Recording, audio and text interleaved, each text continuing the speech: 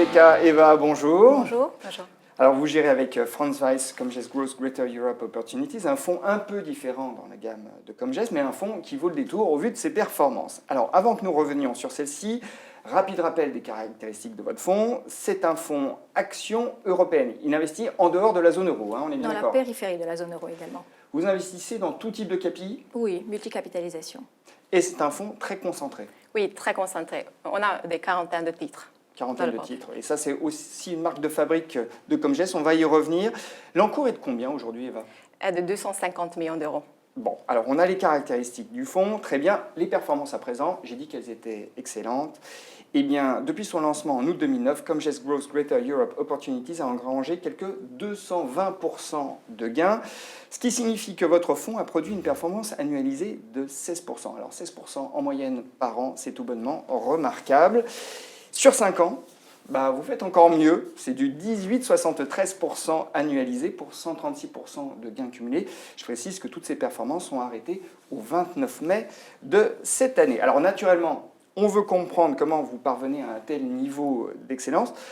Tout d'abord, bien que j'ai dit en préambule que votre fonds est un peu original dans la gamme de Comgest, c'est tout de même un fonds qui s'inscrit dans les grands principes de gestion de Comgest. Et moi, ce que j'en sais, c'est que vous considérez qu'à un moment ou à un autre, les fondamentaux d'une entreprise se reflètent dans le cours de bourse. C'est bien ça? Tout à fait. Alors, ça veut dire quoi concrètement? Que les fondamentaux d'une entreprise se reflètent dans le cours de bourse, ça veut dire que si on a des croissances bénéficiaires supérieures à la moyenne, on le verra à un moment ou à un autre, c'est ça? Oui, avec une performance supérieure à la moyenne pour le fonds qui s'explique justement par notre performance sur les 5 dernières années.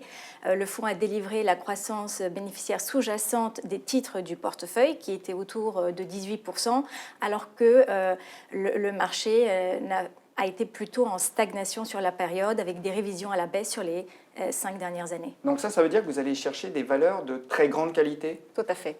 Donc on cherche des sociétés qui ont des modèles, business models uniques, qui sont leaders dans leur marché, qui ont des barrières à l'entrée très élevées, qui s'autofinancent, qui ont un bilan très solide et qui, comme Rebecca a dit, ont des croissances très dynamiques soutenues long terme. Donc ce sont des croissances des bénéfices supérieurs en moyenne au marché. Voilà, donc des franchises vraiment solides avec une visibilité surtout au niveau de la croissance et une régularité au niveau de la croissance bénéficiaire à 2 chiffres, si je devais résumer. Alors, quand j'ai lu votre présentation du fonds, parmi les critères de sélection retenus, on a la soutenabilité. Qu'est-ce que vous entendez par là?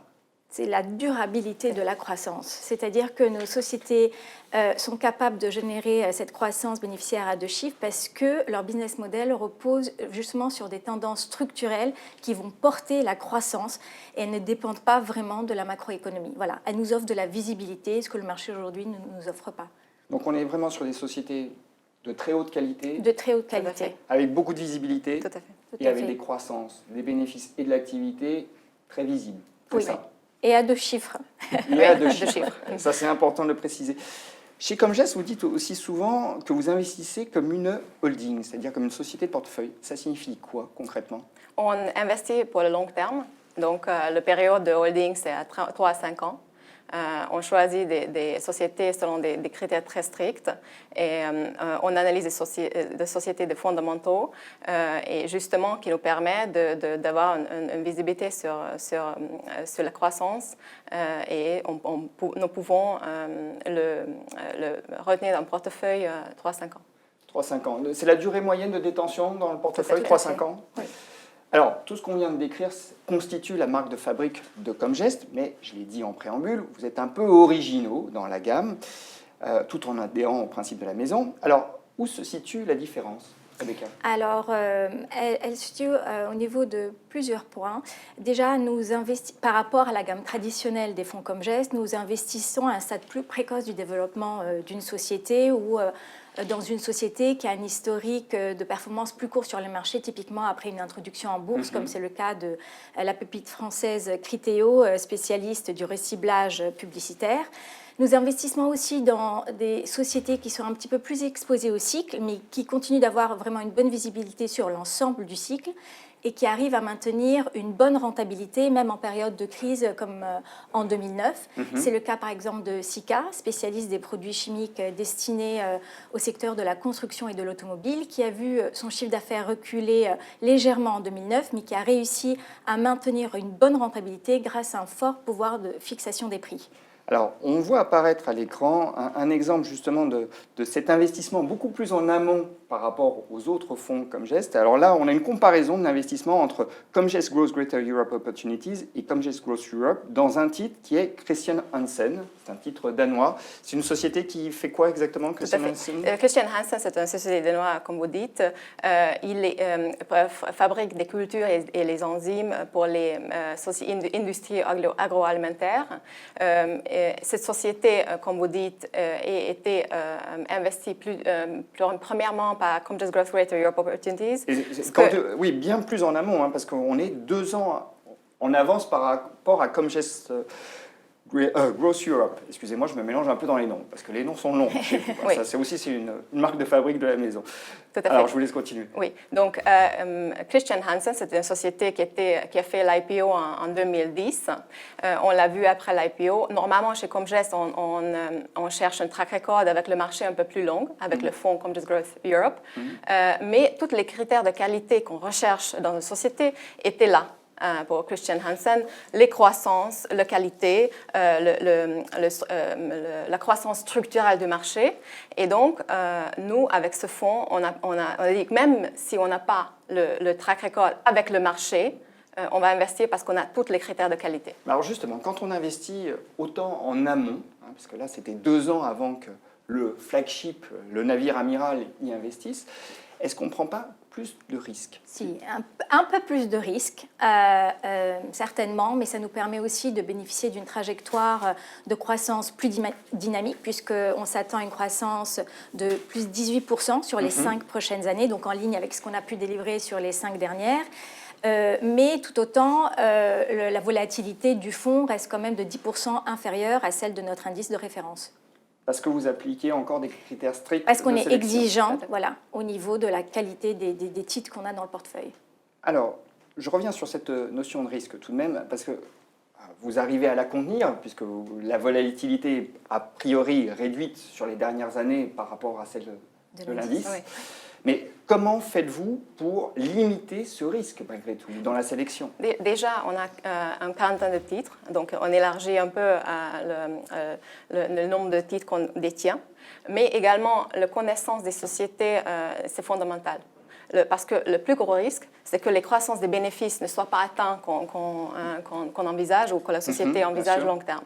Donc c'est le plus gros risque et c'est avec l'analyse qu'on fait, la recherche qui fait qu'on peut... vous me fournissez, Eva, une excellente transition parce que justement, comment vous gérez à 3 ce fonds?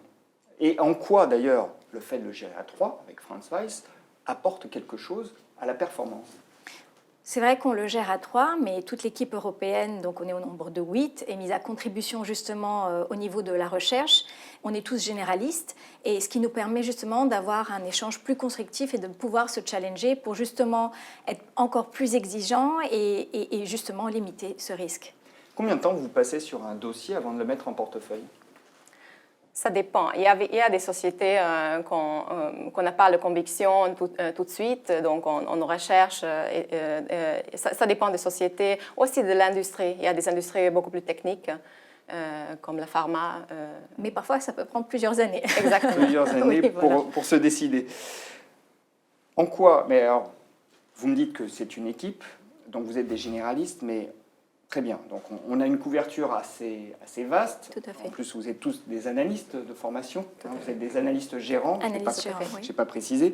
Mais je reviens à ma question initiale, en quoi le fait de gérer à 3 est un plus pour le fonds? Ça nous permet d'avoir plus de débats.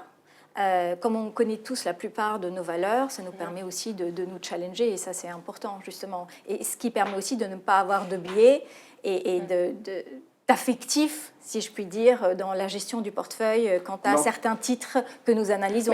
Mais c'est parce que toute l'équipe fait partie de la recherche.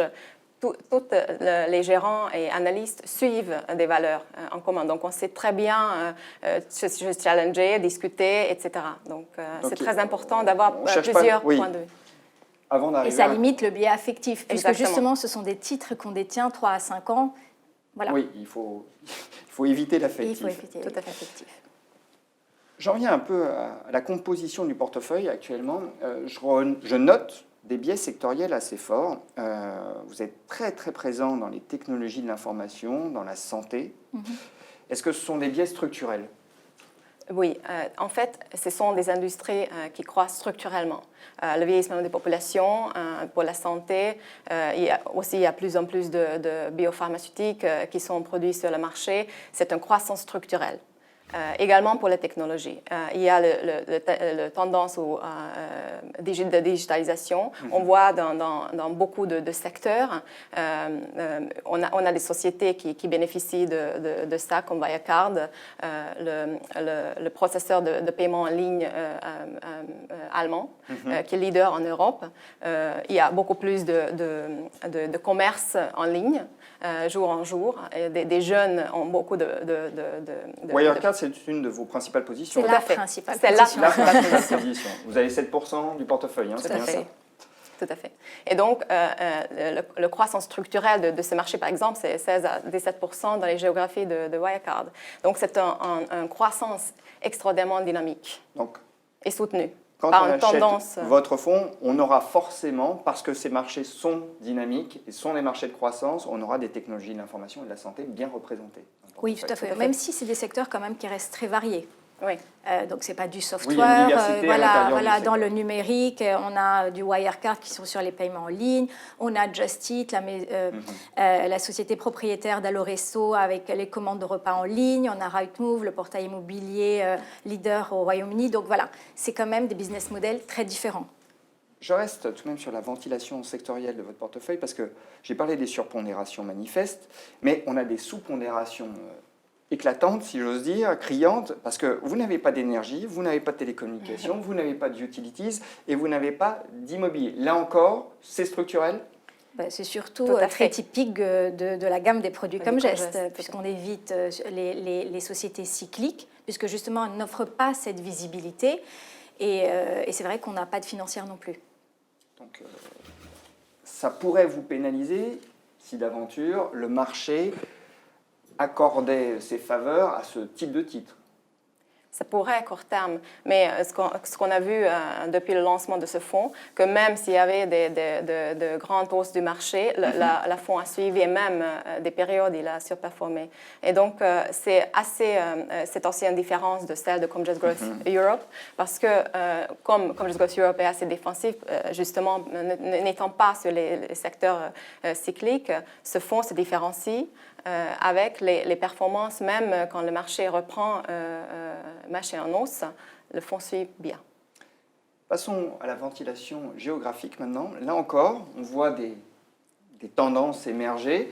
Et là, vous êtes plutôt enclin, avec France, l'une et l'autre, à privilégier l'Allemagne dans le portefeuille, ainsi que le Danemark, qui est très surpondéré.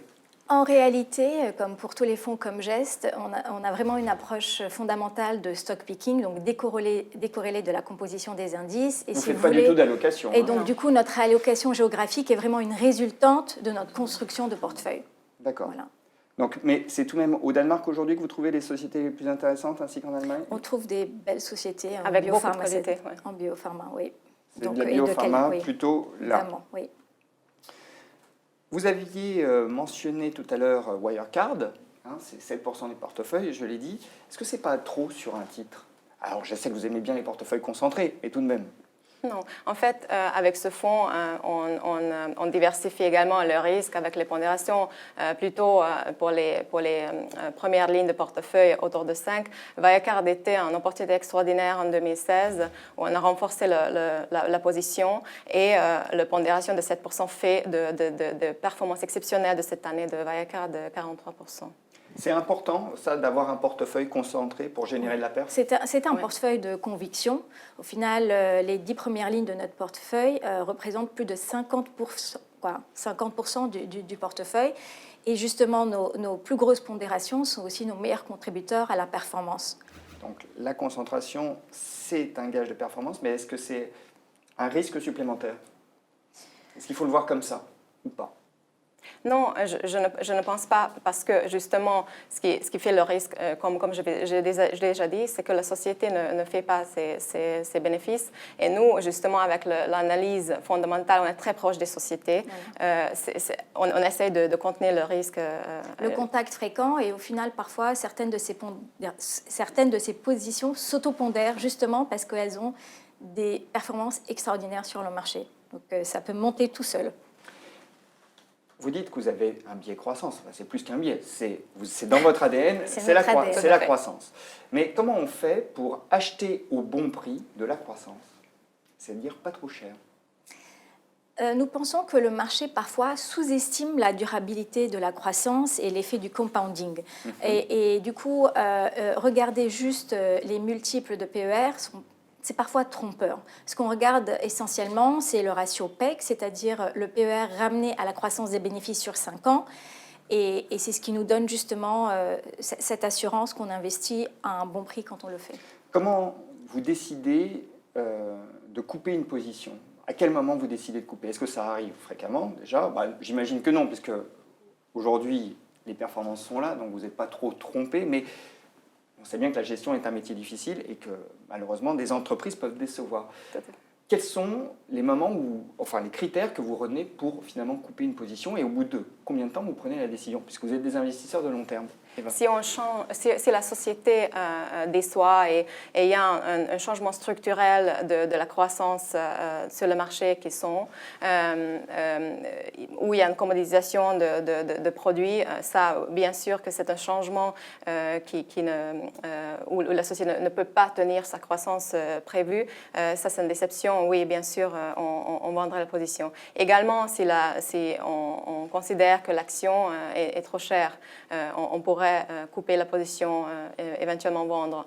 Mais c'est vraiment sur la société qui ont changé leur parcours, ils sont en transition et la croissance n'est pas au rendez-vous. En fait, ce sont des raisons... Donc tout dépend en fait du suivi que vous allez faire. Nous avons un cadre d'investissement pour chacune des sociétés que nous détenons dans le portefeuille. On essaie de revenir sur ce cadre d'investissement à chaque fois qu'il y a des publications, après chaque échange avec les équipes dirigeantes pour vérifier que c'est bien en place. Et quand on sent qu'il y a quelque chose qui est cassé, alors là, on creuse un peu davantage et quand il le faut, Et vous avez demandé combien de temps? Parfois, il y a des trimestres où c'est un peu décevant, mais il n'y a pas de changement structurel sur la croissance de marché, la croissance de cette société. Donc, un trimestriel, une déception trimestrielle ne change pas le thèse de croissance. On ne le coupe pas, on attend et on essaie d'avoir beaucoup plus de dialogue avec la société. Alors, cette émission touche bientôt à sa fin et le temps file. Vous êtes des stock pickers, l'une et l'autre. Alors, je vais demander à l'une comme à l'autre de me donner une conviction forte en quelques secondes, en me donnant l'investment case, le cas d'investissement, de façon très succincte. Eva, pour commencer. On a une société qu'on a introduite récemment qui s'appelle Lonza. C'est une société suisse. C'est un fabricant pour les industries pharmaceutiques. C'est comme on dit en anglais, contract manufacturer. Ce qui est intéressant pour les sociétés qui ne peuvent pas faire leur-même ces productions, ce sont des produits qui sont très difficiles à fabriquer, les molécules très spécifiques, parfois des biosimilaires, et ce marché voit une croissance énorme. Donc les marchés de biopharmaceutiques croient énormément vite et bénéficient, Lonza, de cette croissance qui met à point des solutions pour ces sociétés. Donc ça, c'était votre conviction. Eva, Rebecca, à vous? Je vais prendre plutôt une société qu'on détient dans le portefeuille depuis justement un certain nombre d'années. C'est ASOS, c'est le site de vêtements exclusivement en ligne qui s'adresse notamment à une population jeune, fashion, tendance, donc de moins de 30 ans, une société britannique Donc en plus de sa marque propre, Asos, la société aussi propose 850 autres marques sur le site. C'est une société qui a une croissance très dynamique, de l'ordre de 20 à 25% au niveau du chiffre d'affaires, qui a récemment relevé ses prévisions de 30 à 35%. C'est une société aussi qui propose plus de 2000 nouveautés par semaine sur son site, ce qui aurait été impossible d'avoir au niveau du magasin, avec plus de 18 millions de followers sur Facebook. Donc voilà. Donc une tendance de fond qui porte cette société, et là aussi, comme pour celle que vous venez de décrire, Eva. Alors, c'est la fin de cette émission. Question finale, que j'adresse à l'une et à l'autre. À qui s'adresse ce fonds? À quel type d'investisseur? Ça s'adresse surtout à des investisseurs qui recherchent une croissance dynamique, plus dynamique que le marché, mais qui sont prêts peut-être à prendre un petit peu plus de risques que sur la gamme traditionnelle de nos produits comme Gest. Rebecca, Eva, merci. Merci.